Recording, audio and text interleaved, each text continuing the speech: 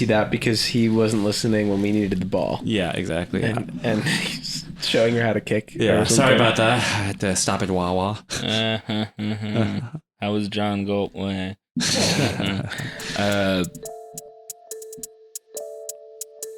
Yeah, so fuck Philly.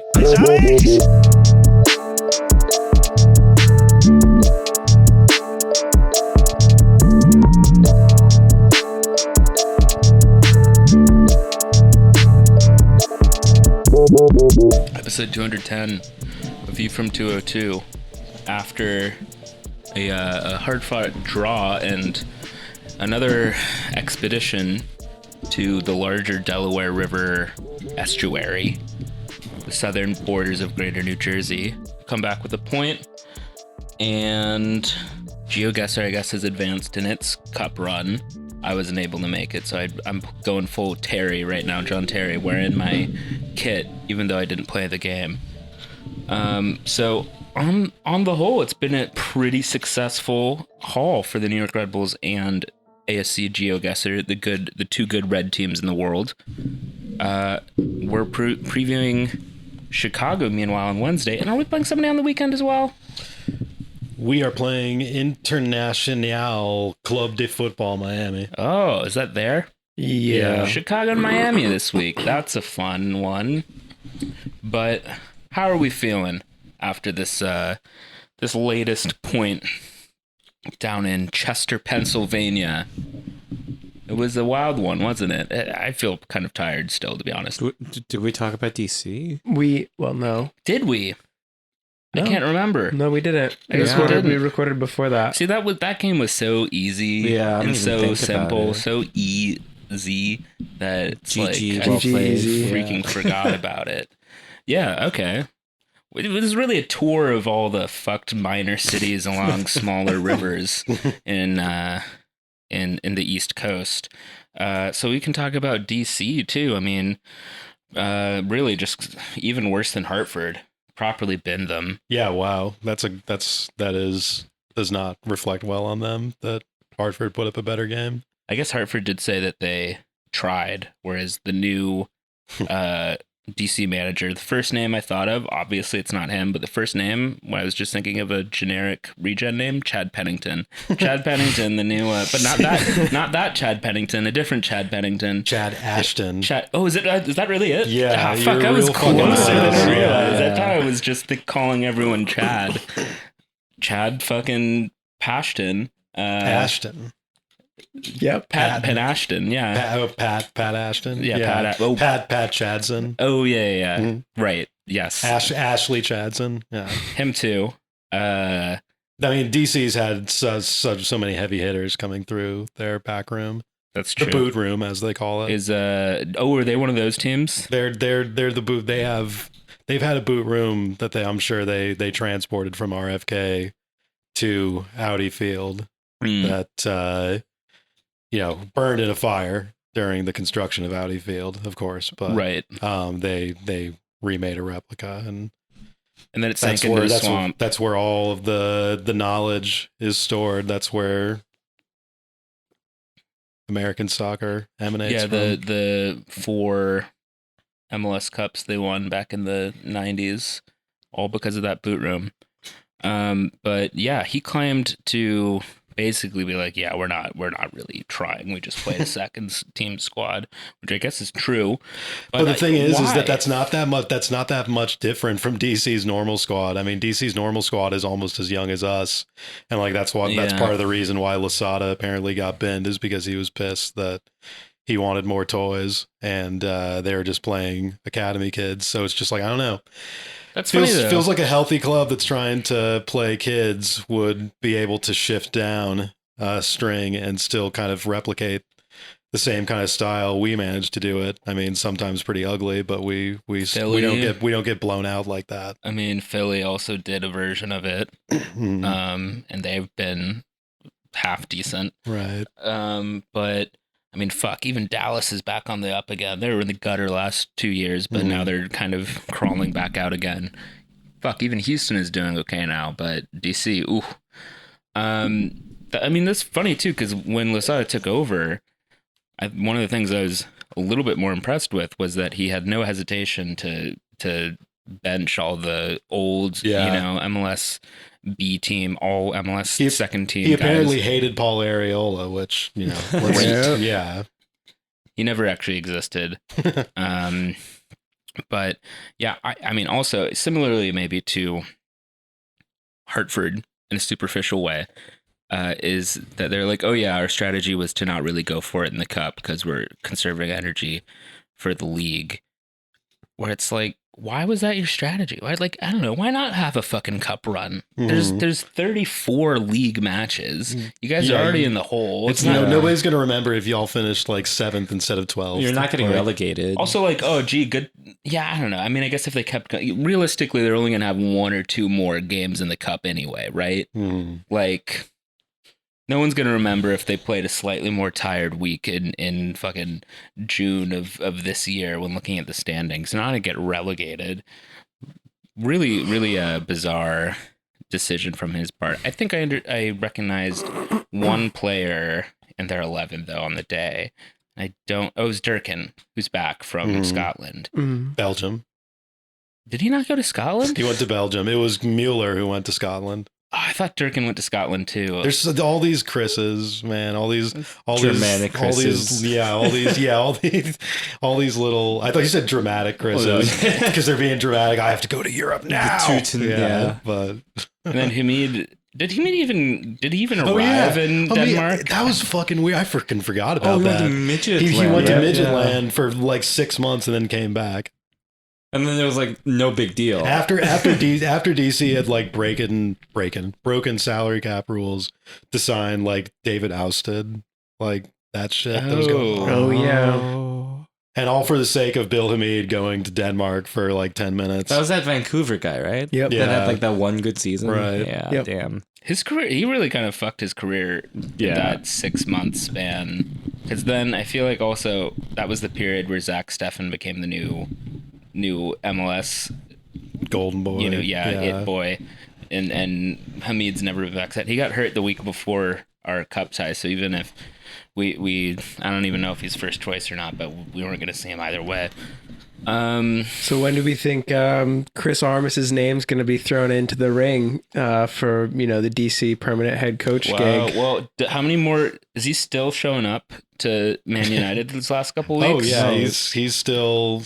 I wasn't sure exactly what the status of the Ralph show is. He's now. Still stealing all the little soaps from the Gary Neville Hotel downtown. City Center. But actually, Chris Armis is, well, maybe this is in doubt now after the last couple of weeks, but supposedly Chris Armis is in talks to join Jesse's staff at Leeds next season. Oh my God. But that all assumes that Jesse keeps that job, which he might stay up. Yeah.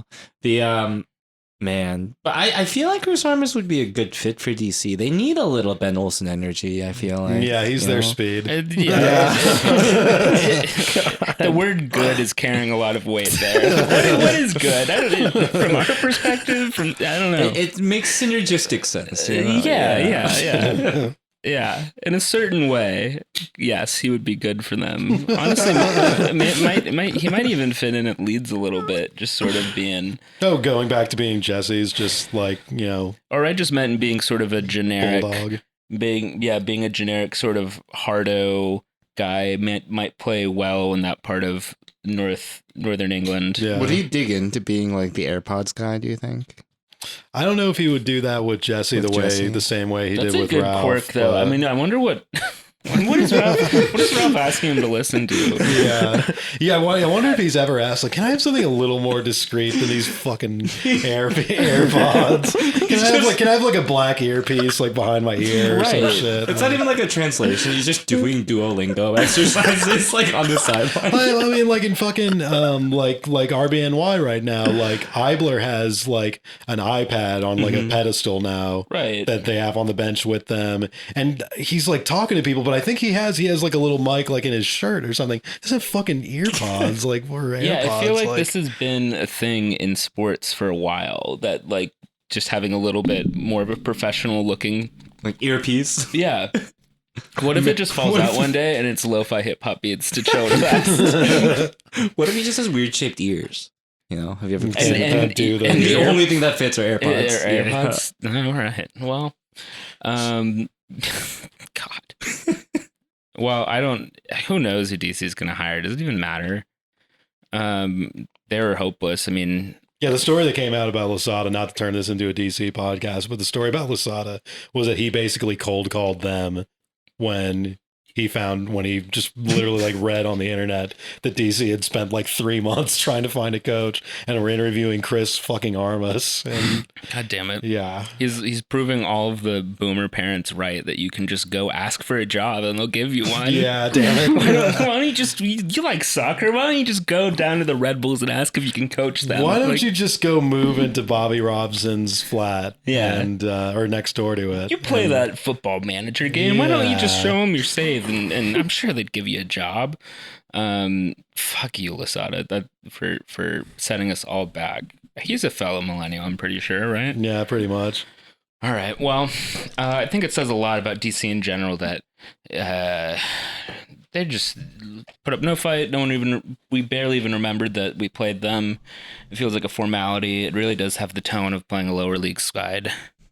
Yeah, 2 weeks in a row. Well, or 2 rounds in a row. I feel like for DC, I was kind of like shit posting a little bit. It's like, what if we see Daniel Edelman or like, and Edelman was actually one of the more senior guys on, or like one of the more normal names on the list. Right, and I was gonna be, but you know, like, I don't even think I would have just gone as far as Cameron Harper and Jason Pendant. You know? Yeah. Well, lo and behold, little did we know. Saw him in person. Little right? did we know. Oh yeah. my God, he is fast in person. Yeah, amazing, speedy little boy. We were in Philadelphia. We were on the other side of the field from the benches, so I couldn't read out any of the numbers on their shorts or anything. So when he was warming up, I was like, who the fuck is that?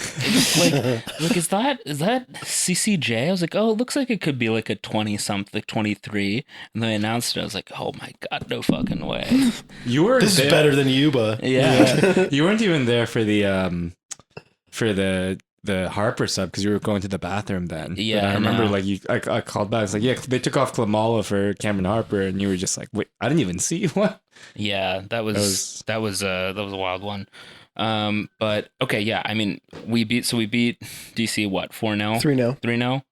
Same thing. Should have been 4. Yeah. Luquinha scored the first goal off of a really tidy ball from Drew. I really rated that a lot. Yeah. I feel like the thing I liked about that in particular was that Luquinhas, he wasn't necessarily expecting that pass, but he was sort of doing the run a little bit already to the point where he could just sprint a little bit and latch onto it and slam it home, which it was relieving after all of the games before this week that like to have a goal where not 100% everything went right in order to score. It was like, yeah, Luquinhas wasn't perfectly in stride with that already, hitting it on thing. He was able to just sprint and beat the keeper and slam it home. And I was like very cathartic in that sort of way. And I feel like it's not an accident that is what let the floodgates open for us to start scoring more in DC. But yeah, I mean, who scored the second goal? Tolkien. Oh yeah. That was nice as well. Who put in the cross for that again? Luquinhas. Mm-hmm. Who else? Tolkien. Curtis talking shit. I guess we had published that morning. Yeah, so he listens first thing in the morning. The whole team listened on the bus. Yeah. Bearded Reyes is a real killer there. Like, fuck yeah. Finally, someone mentioned it again. Our whole team is like that Derek Etienne tweet, but they don't have to ask for it. We just give it to them. Which tweet? The one where like someone was like, I think they asked the coach like, Derek Etienne like gets motivated if you say stuff, and then people just started like insulting him on Twitter to motivate him or something. Yeah, but Tolkien streaked through, and I wasn't necessarily asking for him to score goals, but I didn't mind just a nice, strong. Well, it was the first time volley, right? Yeah, off his with foot. His right foot. He kind of like he had to weirdly kind of contort himself into it, but he did it. And he said after the game that it was it makes sense. It's something that lines up with what we've seen both this year and last year, that Struber wants the wingbacks to be scoring. He wants the wingbacks to be getting in the box on the opposite end of overloads on the other side. And, good to see, a plan, whatever the fucking A-team phrase is. Good to see a plan go into action or whatever. Oh, yeah. Yeah. Come together. There you go. And then was it Zach Ryan who got his first goal? Yeah. Lovely, nice little touch. We love having a nice signature goal to end a day in DC. We were joking in the group chat about the final game at RFK in 2017, which had also very legendary 11. They started that match rather than just being subs, but that game was ended by none other than Gonzalo Verón with his last regular season goal for the New York Red Bulls, and the very last goal in RFK. Although, wait, they might have played one more match there next season. It doesn't right? matter. Yeah, it's basically it's last. They that is truly the peak form of MLS. Was that squad? That was the last moment of the good old days. Yeah. That was the end of the good old days in MLS. The only other thing of note, really, I think of DC is that Long goes down with what looked just like a regular kind of sprain. And then my reading of him being subbed out was everyone looking around being like, yeah, why am I playing? Yeah. This is dumb. And he just went out of the game. DC ain't shit. Yeah. No reason to risk it. Didn't somebody else got pulled out for a similar precaution, right? Edwards had a little bit of a knock right by the end of it, yeah, but he's obviously fine back, too. Yeah. So Philly? Yeah, easy peasy. We're playing Charlotte next in the Lucas Cup. Monzon also had a little knock. Oh, too. okay. Right. Lucas Monzon played. Yeah. He only plays in DC. Yeah, exactly. Is that had he played there before? That was his only sub. He came in as an injury sub. Oh, say For who? Who was it for? Tolkien, I think. He played he came Tolkien in. or Tarek? It was somebody. Or Goodman. Wow. Oh, whoever yeah. was playing left wow, back. that's a throwback. It was like That's a real. It was already weird. Something about the format. Yeah, it might have been Gootman. Yeah. That's a name I haven't read. That's a real Metro fanatic deep cut. Amro Tarek. Yeah. Oh, is that going to be the Metro Wordle, the Metroodle, or whatever they're calling it? But yeah, nothing has disproved my assertion that Lucas Monzon is world class. So glad to see that proven, and we're moving forward. We're playing Charlotte in the next round of the Cup, which I guess they're still doing the regionalized thing. Sort of a drag, but hey, nice to play another lower league side. Yep. Going forward, get a little bit of variety. Not just getting stuck with New England or City, although we're going to play the winner of them, which is a bit boring. But and it's going to be at home, right? Or it's going to be at MSU? It's going to be MSU. I'm not going to make it out there. What does they have, like an obligation, like their graduation or something? Oh, Hudson Community College. It's like part of their contract. They have to host it. The Yanmar executive class of right. 2022. Oh, Four Sigma. Yeah. Which I think if they should just be, if they're going to do this, if they know they're going to do this once a year, regardless of schedule conflict, if they just like got out in front of it a bit and they announced it as like a thing, as like a attempt We're to gonna like hold X amount of rounds at Montclair. Right. Or like they could even try to pitch it as like, come out to Montclair to like get familiar with it. It's like our second stadium. Like it would come off more as like a thing than like, just sneaking it in when that draw happens. Just make it. It's the magic of the cup. You get to watch a real intimate. Exactly. Yeah, a cup game. I'd love to like watch a game in Montclair, but I just literally can't get there. Yeah, fucking train. How do you even do it? It's Yeah. a bus, right? You got to take bus from Port Authority, and then just like getting walk back around. is like I'm terrified of finding that bus in the middle of Montclair, New Jersey, too. I was under the impression that Montclair was just a place they invented for The Sopranos. I didn't even know it was real. I thought everyone was pulling my leg this whole time. Yeah. But now the first team's going to play there twice. Ugh. It was the name of the lab that the Bradley family was test tubed from. Right. It was like down the street on John Galt Way. Yeah, exactly. Which we'll get to later. But I mean, like that's not like the team's fault that it's impossible to come on Montclair. It's like a failure of American infrastructure. Yeah, sure. Don't get me started. It's like, but yeah. So fuck Charlotte. easy peasy. I'm not even worried about jinxing it. I tagged their stadium for us last month. So, oh, nice. Yeah. Nice. The vibes are. Oh, you planted the Red Sox jersey into the new Yankee Stadium. Oh yeah, that too. Yeah. They did that in Sevilla as well. I think there was a Betis guy who was working on the crew of a new. Oh, wait, it's like the one skyscraper in Sevilla. It's like 80 stories higher than any other building there. It was a big deal. And then he planted a Betis scarf like in the concrete, and they actually like dug it up and either removed it or added a Sevilla scarf as well, just because it was like controversial. So glad to see that we're on that level here as well. I would respect it if Charlotte was petty enough and like thorough enough that they actually found out about me saying this shit and banned me from ever working press there in the future. Yeah, that would be like my name is up on the wall, my face is up on the wall. They know you're a shill propagandist for yeah. Well, I'm a vagrant vandalist on their property. Right. Yeah. That'd be a shame if lifetime ban. If your name got blackballed, that would be a shame, because Peaches and I had a great time just wandering around fucking PPL Park or whatever it's called. Using your name. Yeah, people being like, hey boys, like, can I help you? We're like, hey, we're just with Ben Cork. Well, we're picking up, we're giving him a ride. And they're like, all right, well, you can't be here. Just go somewhere else. It's not my problem. go be somewhere you're not allowed somewhere else. Yeah, we did that for like 30 minutes. We were just like kind of always within 500 feet of Matt Harmon and Steve Jolly, who are basically our friends now. Right. It's good to see that they hang out together at work.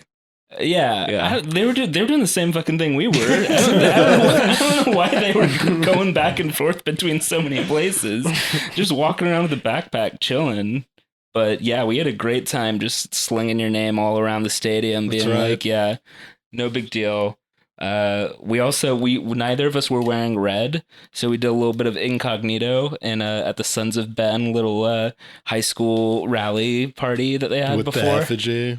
Yeah. Oh, they got to beat up. Yeah, they got to beat up a car like outside of. Did they do the car again? No, it was just. They did that last time. Oh yeah, they did. They literally I think did that's that. actually a high school like. They did that at my high school. No one was into it. Everyone was like, "What?" Like, because and it's like vaguely about drunk driving or something. Oh. Yeah. Okay. It's weird.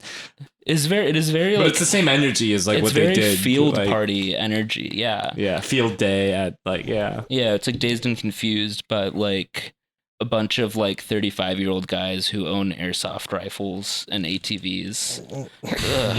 Real. You just described the entire Philadelphia Union fan base. So. Exactly. Yeah. Yeah. It's all Bam Margera, dude. You said it was like this is very Pennsylvania, and then I was like looking at the crowds, like, yeah, you're right. This is like a very Pennsylvania so crowd. Fucking Pennsylvania. There, we've gone there. I can't remember if we press record by the time I said this, but we've just been there so many fucking times the last 2 years. I think I'm good for a while. I remember before the thing, like when they were doing the burning the Red Bull thing, which we were there because we thought it would look sick, but they even fucked that up. Yeah, they can't fucking light a fire. Because they were like spraying it down with rubbing alcohol. But the way it came out looking was that it wasn't like the face of the bull was like standing strong and firm, and it just had flames coming off him, and it looked sick. Like, well, it didn't even look as cool as it should have looked because they lit sparklers under it and sprayed it with like rubbing alcohol instead of like doing anything. And the Chester Fire Department was there. The Chester Fire Department's their trucks are like puke orange colored, beige. If that's what the color they think fire is, that explains a lot. But yeah, like it's an easy trip to make, but the vibes are not. Yeah, great, but they were starting the vibes weren't even weird this time, the way Philly's like stadium presentation is. Yeah, they were starting like a go back to specifically North Jersey chant, because I feel like they felt like say North Jersey. Well, not in the stadium, but like right before the thing, like the guy who was like leading the chant with the megaphone at least was like, I think didn't want to alienate the South Jersey people, so they were like specifically saying North Jersey. Did he really? Yeah, that's funny. I will. That was starting to annoy me, not because I care about Jersey.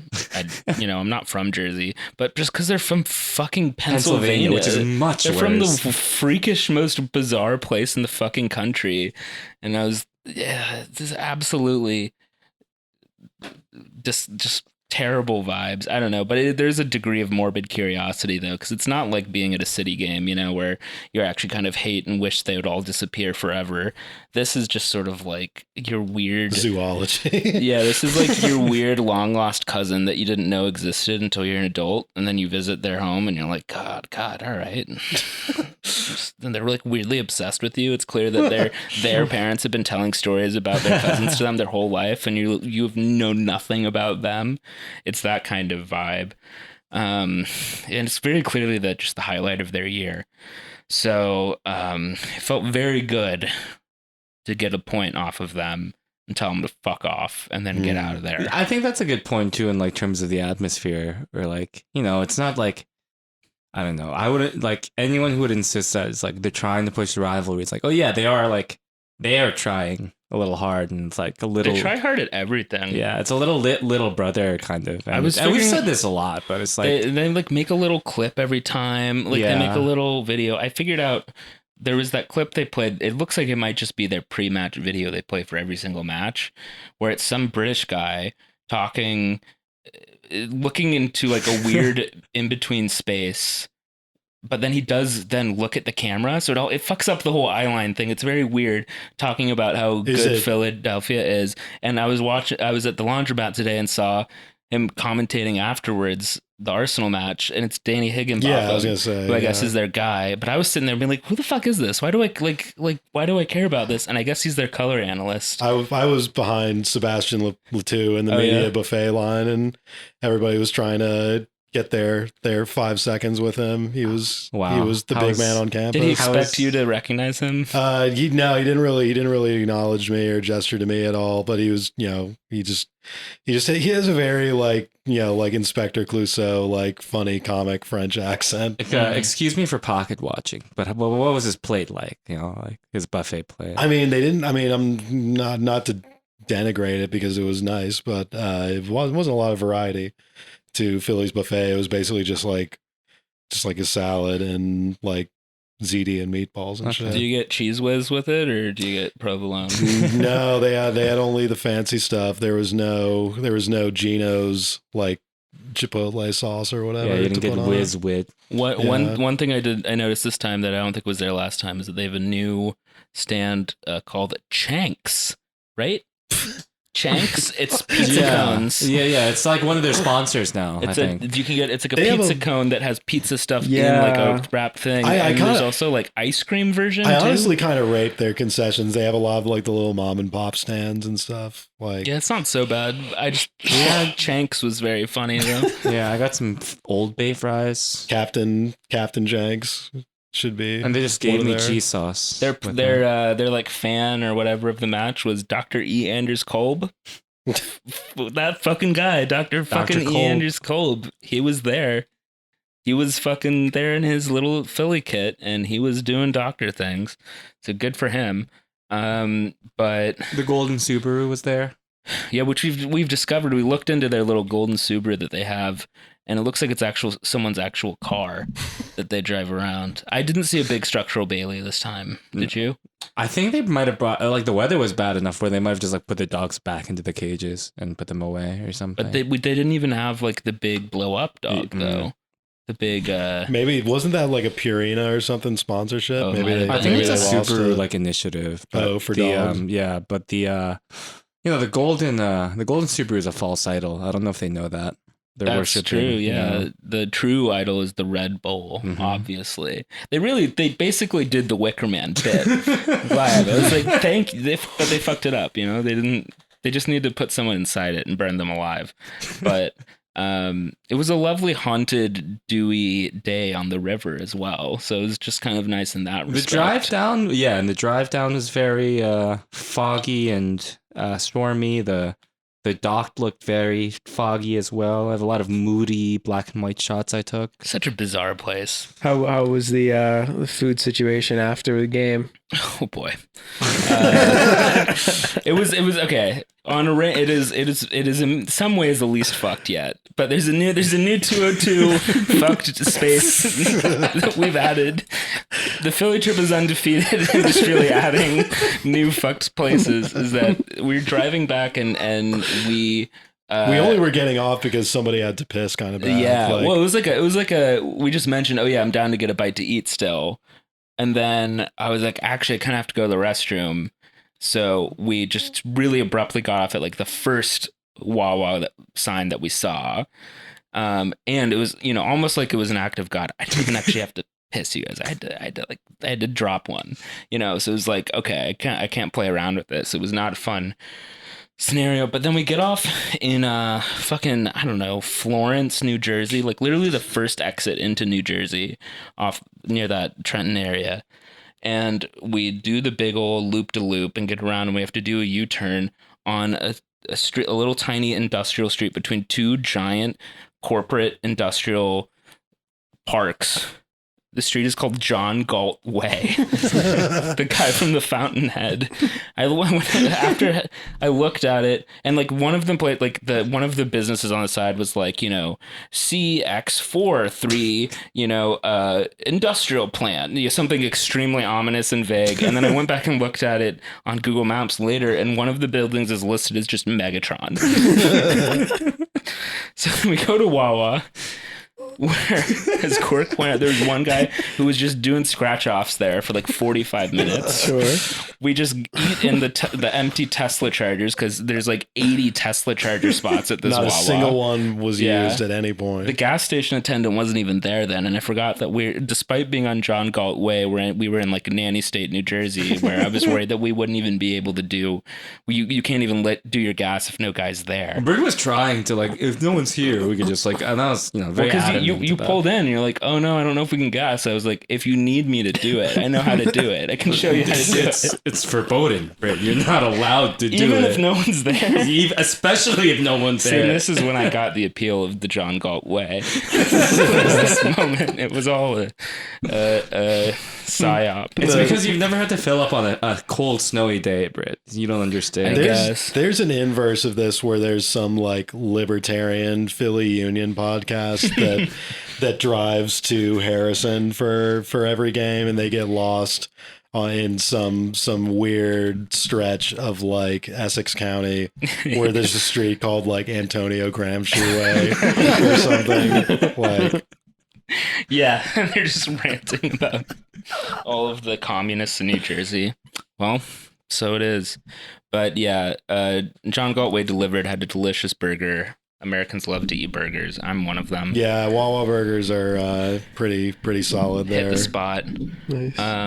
We're on a recurring burger basis right now. We just returned from Smash Burger after. That was our reward. That was our trophy for winning, which I enjoyed without even playing. So that's the setting of our scene today for our game against Philadelphia.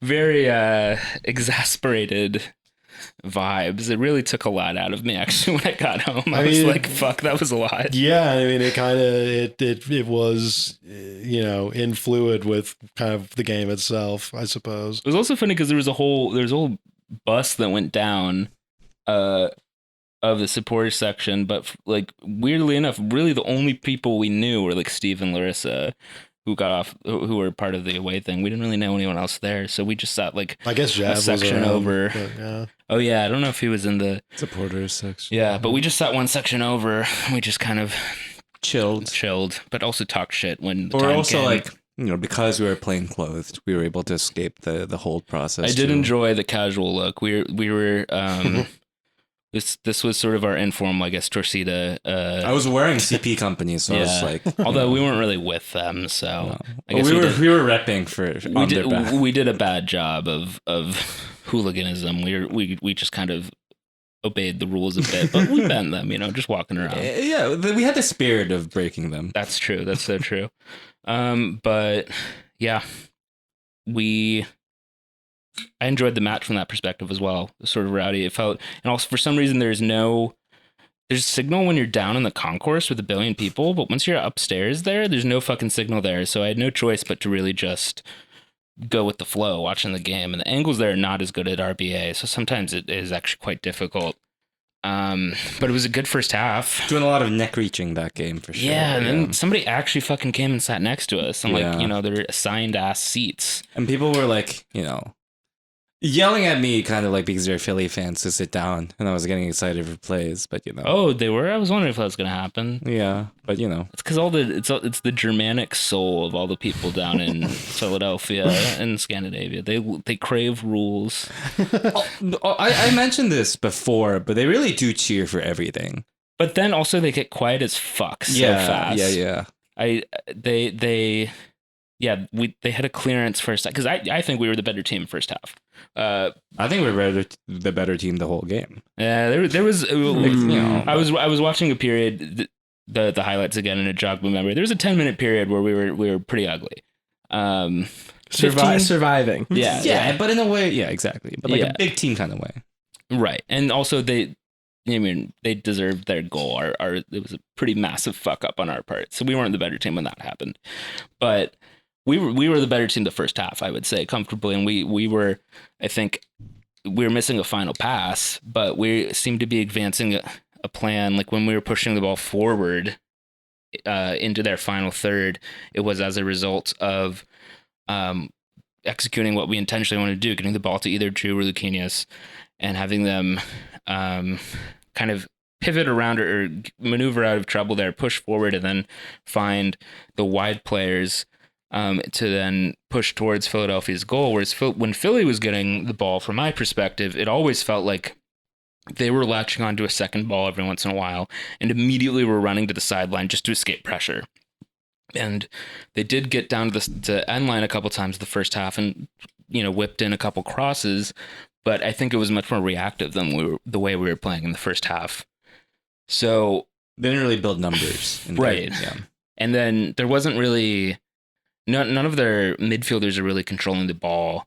I mean, Bedoya was real quiet that whole match. I don't remember him really ever being on the ball. I feel like the only time I noticed him playing was when he committed a foul. He's such a weird player to have survived in their kind of energy drink era. Yeah, he's a weird player to be kind of one of their signature guys too. Yeah. He's not really likable. He doesn't seem to want to be liked. He wasn't really a big men's national team guy when it was he's Alex Muil, from a kind of technical standpoint. When his peak of the national team was in a sense it was kind of like when Cherundolo was on the national team. Different players, different positions, but it was both a vibe of yeah, I guess they've been playing in a European first division for a while now, haven't they? Yeah. Kind of quietly. And then, he was never really a star. I think he had one highlight goal when he was over there once. A first division team. Yeah. Right. I mean,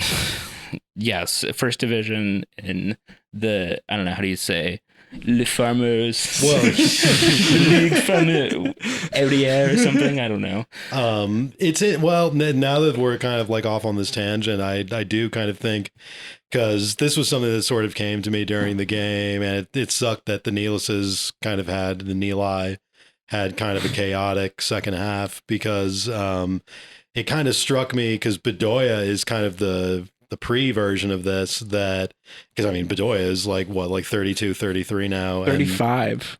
Bedoya's 35. Yeah. Fucking still fucking playing. Unless the Fop Mob is leading me astray. Yeah. No, I was thinking before, is Bedoya retired? Because he was doing those videos before. It's he's still starting for this team. Yeah, that's actually, incredible. I was surprised to see him show up in the starting lineup.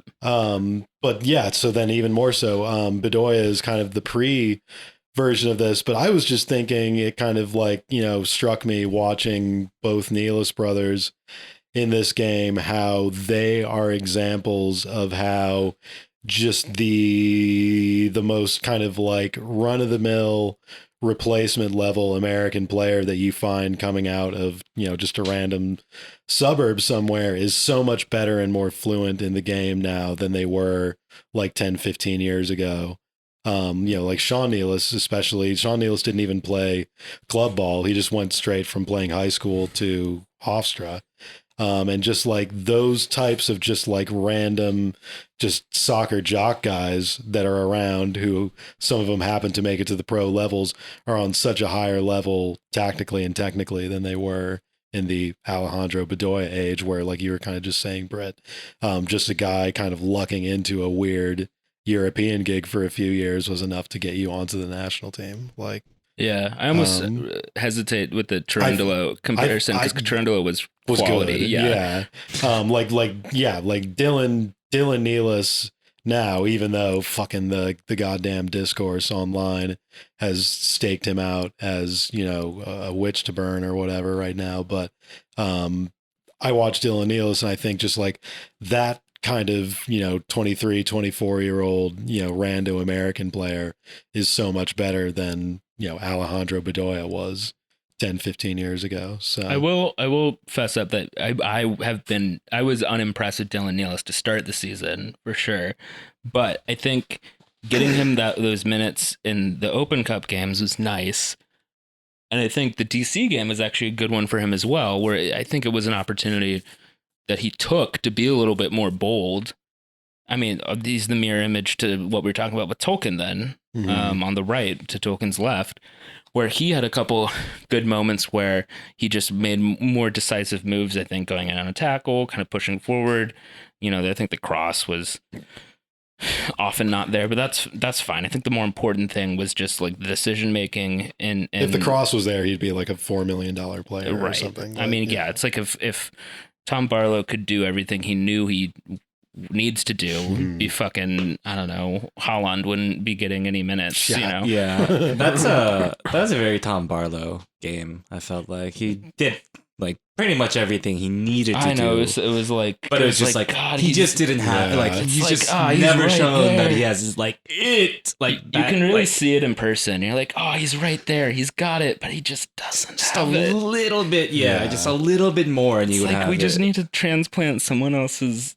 Just give him like into his brain, you know. Just he needs like 2.5% more, and then he's perfect. But yeah, or we need to give him a little bit of Messi drugs. Give him like an extra tendon in his leg to make him just go a little bit faster, and that can compensate for it.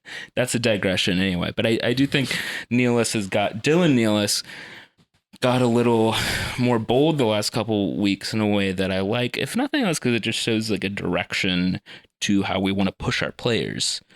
That is welcome compared to the last couple of years of Red Bull management, like, you know, zoomed out management of how we see the players progressing. Tolkien, I think, to that extent, also showed that on Saturday against Philly. There was one moment in the first half we both picked out was he had like a first time cross right into the box that ended up getting blocked by Philly. Didn't come to anything, but we were like, great. That was the right idea, though. Instead of just sitting on it and sticking it around and eventually losing it on a long switch, it was just right in there. The double yellow situation was frustrating as hell, though, in person. It was extremely confusing. Yeah. And then when I did get a little bit of signal, I figured out that nobody else really knew what was going on either. But it was pretty much a yellow. It was maybe a bit harsh if you're a ref who, you know, doesn't want to blow the game up over something like that. But yeah, I mean, what can you really say? The mechanism, it was just a weird. I mean, it was kind of a deal where, I mean, his first yellow card, Dylan Nealis, came from him being, you know, basically like an undersized center back and having to, you know, kind of, you know, not to be rude, but Connor laid his way into some challenges, like, you know, overdoing them and, you know, picking up a lot of persistent fouls and picking up the yellow eventually. But then, yeah, the second yellow was him just, you know, clipping a guy late, and you can't do that. The confusing thing was that I thought it was unclear because there was the big pushing fight where it was like the 2 minutes before that. 2 minutes before that, Cornell, we got a pair of mutual, one yellow for Philly, one yellow for us, not for Nealis, but it was on his side of the field. So it was unclear whether that was what did it. And also I saw it like right after it busted off, but like I missed the initial push or whatever, or like what if there might have been a hand to the face or something that might have instigated it all. So it wasn't totally clear. But they kick off, they move forward, there's a whole series of play, the ball goes out or is offside. So VAR is out of the window at that point. It's like you can't VAR something after game has continued or if it stopped and they restarted it. So then when he's just sitting there, he hasn't signaled that there's a VAR going on. Then he walks over and yellow cards him again. I assumed it was VAR. I assumed it was something, and I assumed like it was probably in reference to the fight or whatever. And I was like, you can't give him a second yellow on the like after it all redid. But then apparently it was the fourth official. Yeah. Well, and they had played advantage for like a minute or two, like FIFA style. And it's so it was in that period after the fight. Yeah, it was. He clipped Santos on a challenge on the far side of the field in the run of play, though. In the run of play. Oh, see, I thought it was like it was in the run of play leading up to the fight, and then somebody said that the fourth official recommended to give a yellow to him, but the first official didn't hear it, and because it was the fourth official, not VAR, that he could give it later. The foul happened after the scuffle. I think. Yeah, the foul. The play continued. Play started again after the fight, and then there was a play where Santos had it on the far side near the benches, and Dylan Nealis came and clipped him after Santos got the ball away, and it was either playing advantage or the field ref didn't even see it, and it was until the assistant radioed him to do it, which was confusing because you can't VAR a double yellow either. Right. It was confusing. It sucked. It was annoying. Yeah, in person it was definitely confusing, but you watch the replay and people said, right, it seems pretty much like it was pretty much a yellow. Yeah. I mean, it was a weird circumstance that we were even starting him anyway, because Long was out as a precaution. Reyes is still hurt. I mean, I guess we could have had Edwards there from the get-go, which is what we shifted to. I will say that we did not adjust well on the fly. The mistake that comes for the first goal happens even before this fight. It was Sean Nealis, just kind of making a meal out of everything. Weak clearance and gets caught in no man's land when Gazdag just does a 1-2 and scores on him. Kind of weird for him to have such a severe fuck up in what otherwise was a really good game. But I mean, I don't know. Like he does kind of have to own that fuck up. It's pretty bad. I don't know. But the first half we were tracking all of their long balls beautifully. Like everything they're trying to go long was falling directly to the heads of our center backs. Second half, they found a way to disrupt that one way or the other. I don't know. They're finding the space in between our center backs a little bit more. And then when Edwards and Sean Nealis were the two center backs, I think they just struggled to get into a rhythm and communicate to each other, and they're getting yanked over the field a little bit more. But we bent, we didn't break. And we hung in there just enough to, I think, build a bit of composure and present a bit of a recurring threat going forward, pretty much always through leukemias. Mm-hmm. Once again, it became a real one-man show in the last 20 minutes or so. He was just like untouchable. Like he couldn't bring him down. He was just slipping out of it. He was like forcing it up the field. They're like planting traps for him, and he was like getting out of it like Roadrunner and Wile E. Coyote. Yeah. It looked like every time they were attacking away from where we were sitting, so it was sometimes hard to tell how much space exactly he had, but every time he had it, it looked like he was a threat to score. And I was saying, like, he has to stay on the pitch the whole game. He has to, if he can. And they ended up getting knocked, and we had already drawn anyway, so it ended up kind of making sense why he got pulled out after taking the hit. But until then, I was like, it looked like every single time he was liable to just knock one in. It seemed like Long was going to come in, and then we scored. He was. He was coming in. I don't know who we would have come in for, but it was I think it was because our center backs. There was that one period where we were just like had a couple clearances off the line and really struggling for some solidity at the back. And then we scored, and then he sent him back to put his penny on. And, right, which was kind of funny to see because it's like, oh, it's funny that solved that problem in a way. Right. Yeah. But, But this is also an opportunity to talk about Cameron Harper, who we have not talked about yet. His debut on the pod for 2022. I feel like, probably. Literally wasn't even a factor. Yeah. Playing right wing back. Is this the prop bet, right? Is he or Jason Pendant going to get more minutes? Yeah, it might have been those two. Yeah, and it's like Lo and funny because they're behold. playing every game together. Yeah. And it made a lot of sense seeing him out there. He As did. wingback, yeah. Yeah. Which he said something to that end after the match, right? He said he didn't have to think about it at all. Which is funny because I feel like he was not advertised that way when we signed him, right? As a wingback, he was He's just signed a regular winger. Yeah. But Which you can see, like he's like a speedy little like wide. Well, yeah, demon, I mean, you know?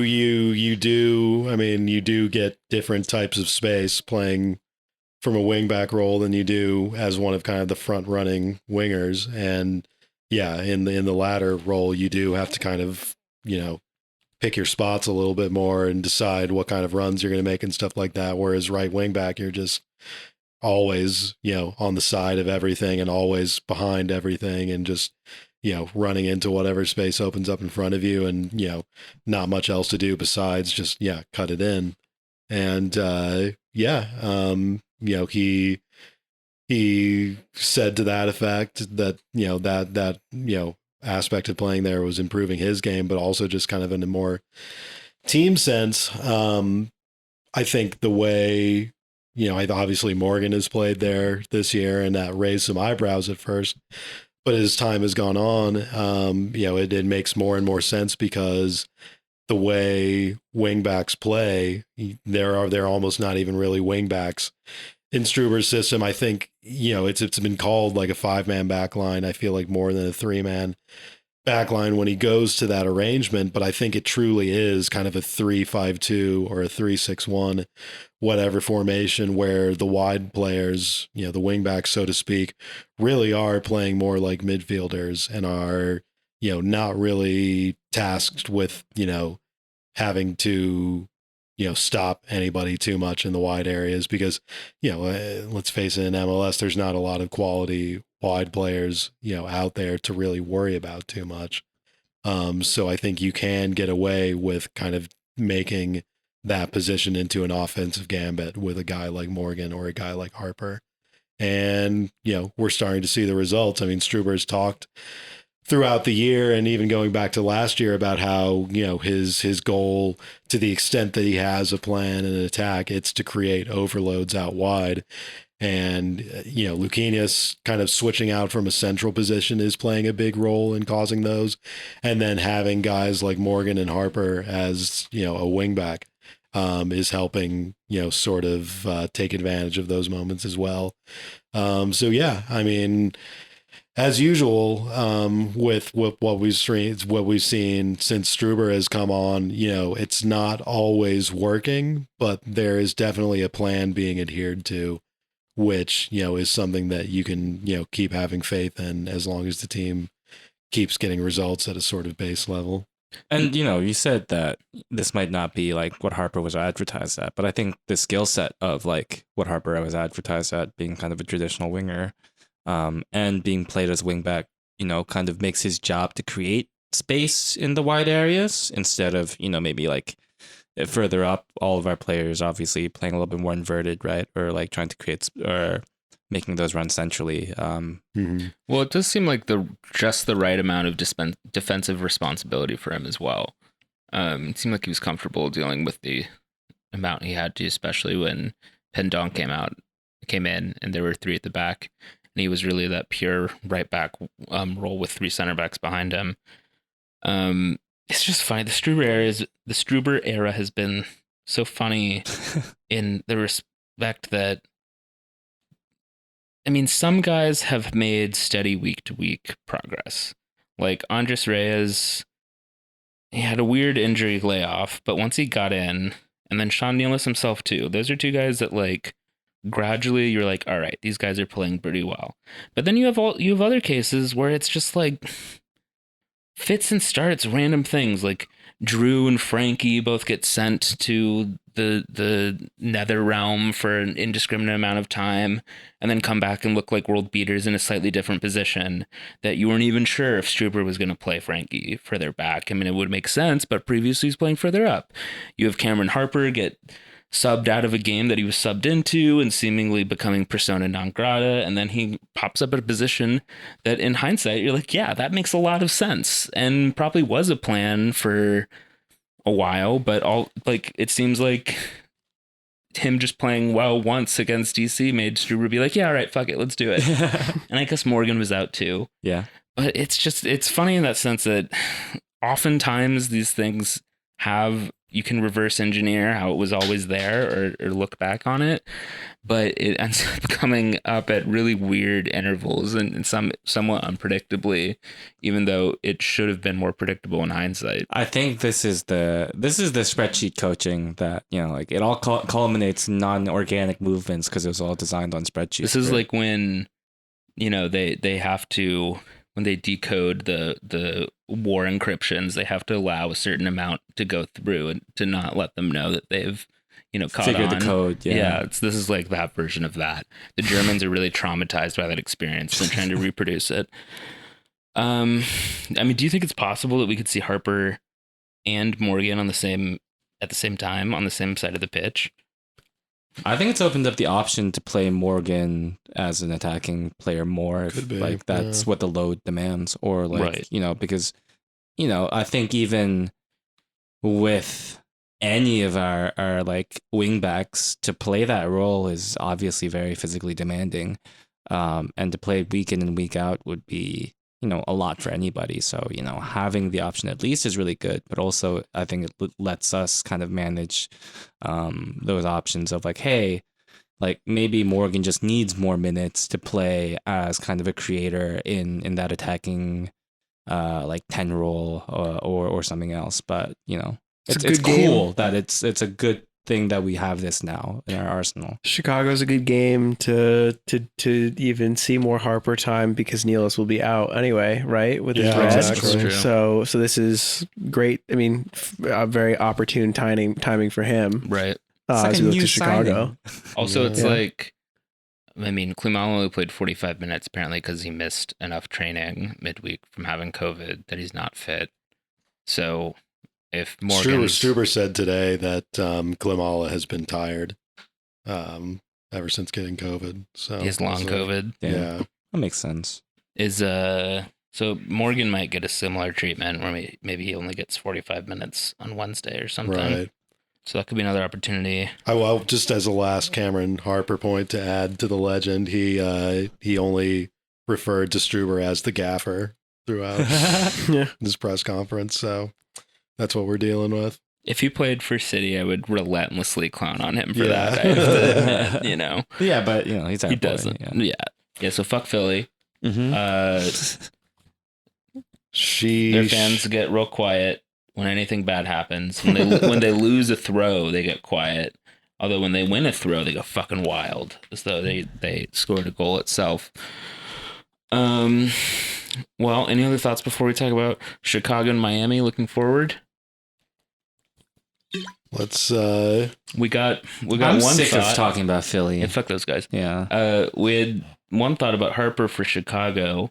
Combined, I think on that front, the combination of suspensions and fitness from being out for COVID protocols seems like it's kind of already setting up a natural rotation for this game, since we have 2 in 1 week, right? Because you're going to have Morgan and Klimala, who I guess are probably going to be on limited minutes.